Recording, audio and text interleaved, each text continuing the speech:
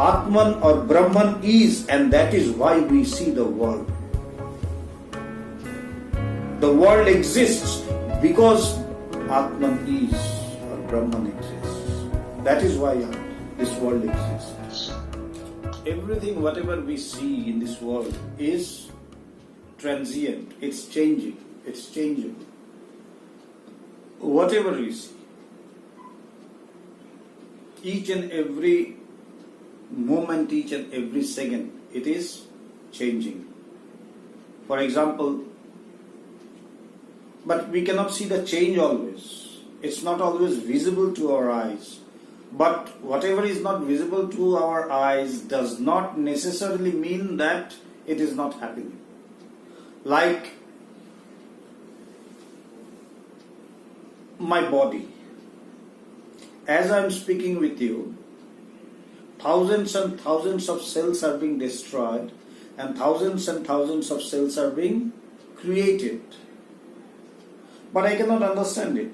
I cannot feel it. But this is the truth. Medical science has shown it and proved it. And that is why I see the change. I can see the change over a period of time. Maybe after 2 months or 3 months, I see that I have become a bit lean and thin. But that did not happen all of a sudden. Things were taking, things were changing in my body each and every moment. But I cannot always feel the change or see the change. Similarly, everything is changing in this universe. About this body, that is about the microcosm. When we go to the macrocosm, to the greater aspect of this universe, like this whole earth, it is spinning very fast. This rotation, it is spinning very fast, but we do not feel it. I see I am in a place and I am not spinning. But the truth is, the whole of the earth is spinning very fast. I do not see it, I do not feel it, but that does not necessarily mean that as I do not feel it, as I do not see it, it is not there. It is there. So, everything is transient. Everything is a passing phenomenon. But, again, when I say everything is changing, I unknowingly take into account a thing which is not changing, which is static. For example, when I say the fan is moving, unknowingly I have taken into account the static position of the fan when it was put off and when it was static. And in relation to that I say the fan is moving. So movement, the very word movement is in relation to the word static. Again, static, the word static is in relation to the term movement. So whatever we say, whatever we use or whatever we see, everything is relative, is transient, is changing. But when everything is changing, that means there must be something which is unchangeable, which is not changing, which is static, regarding which or in relation to which I use this term changing. If there is something not unchangeable, then this change cannot take place. And then in Vedanta, this allegory comes, this example comes about the cinema hall, the projector. Now, what happens when we go to a cinema hall? We sit and we see many pictures on the screen. there is the actor, the actress, all the characters, different characters, and then the horse, the elephant, the mountains, the rain, and the waterfalls, and the villain, and this and that, violence, love, everything comes and it makes a film like 1.5 hours or 2 hours. But actually, what is it? These are the combination of the lights.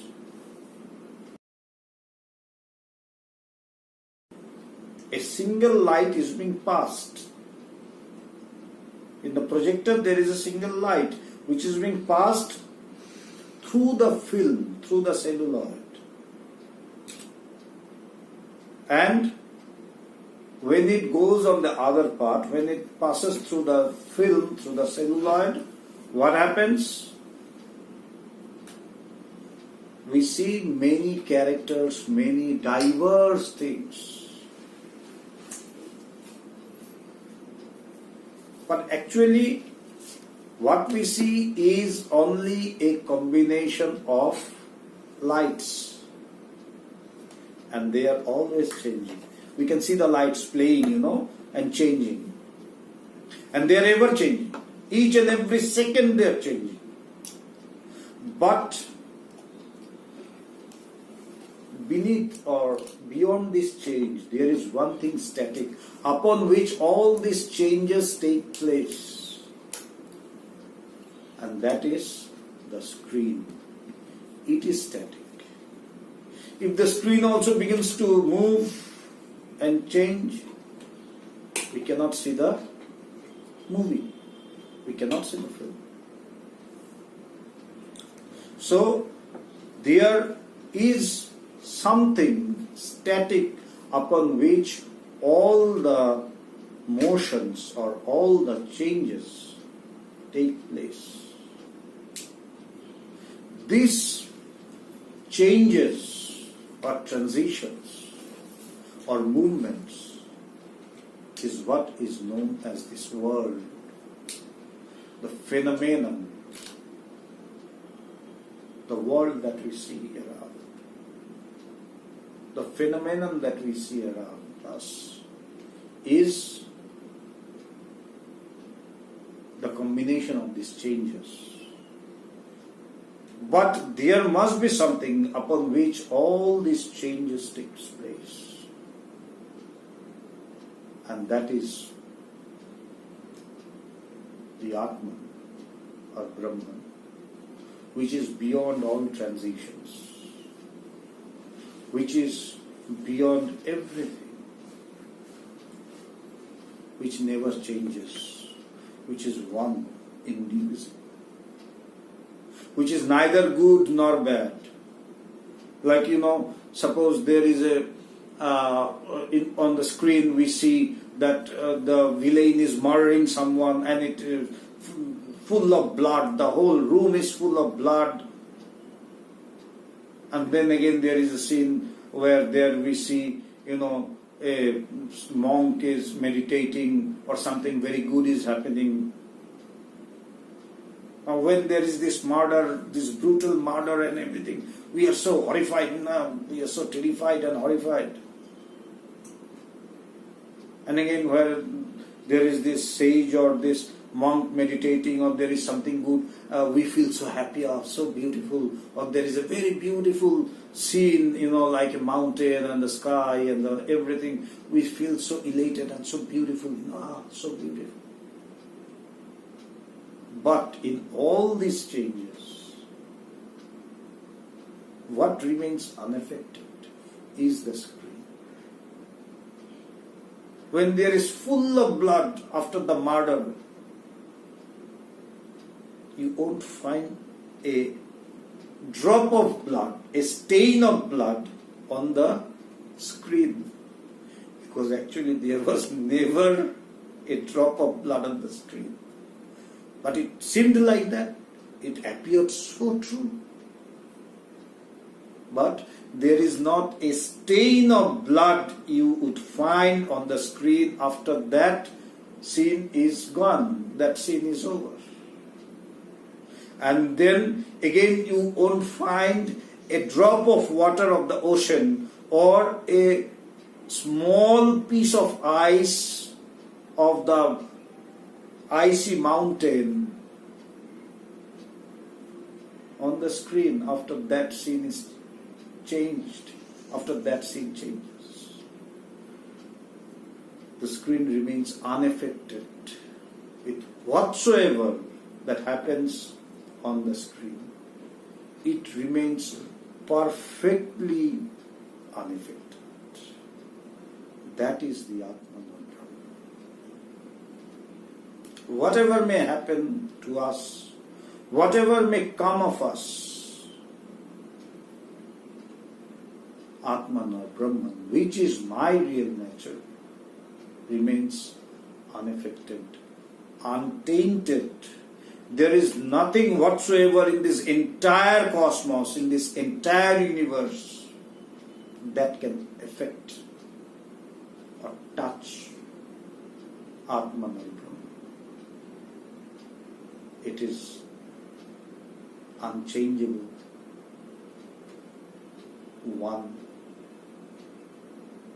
indivisible, intangible,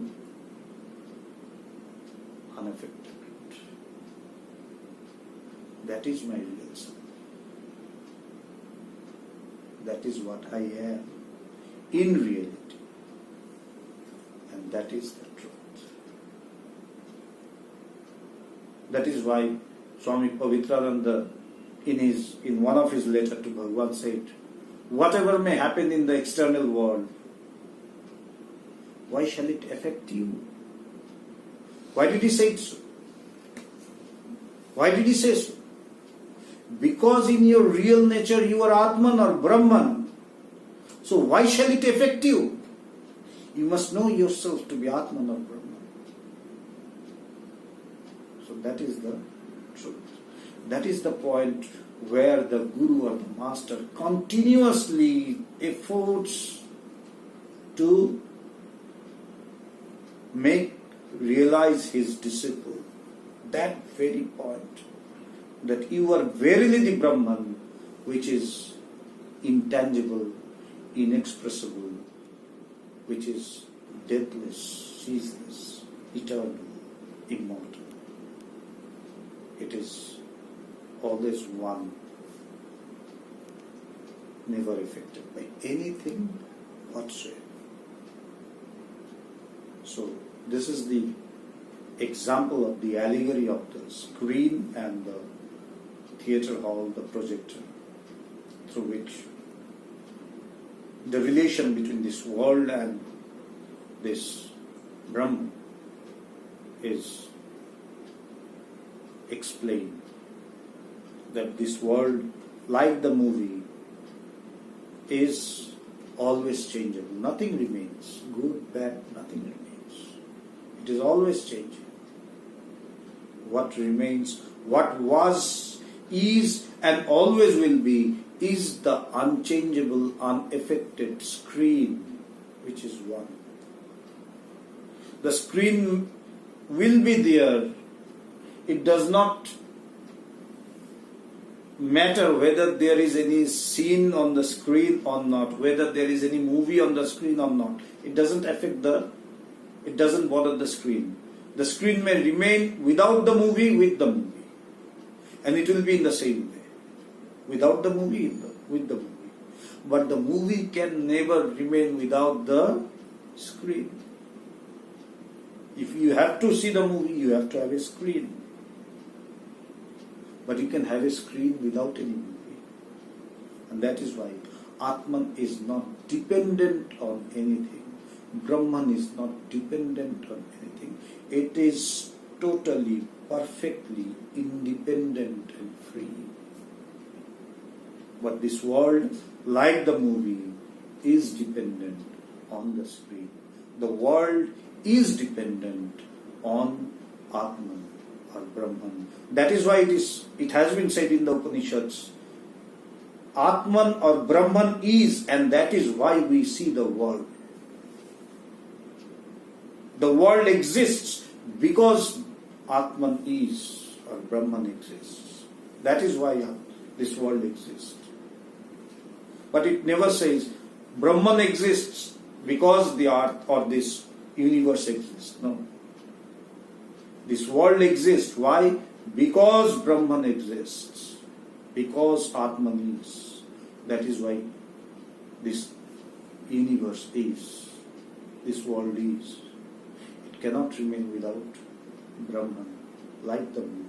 But Brahman can be or can exist like the screen even without the world, as the screen remains without the movie. It is not dependent. So Atman or Brahman is ever free. It is ever free, ever pure, ever divine, intangible, inexpressible, deathless, and ceaseless.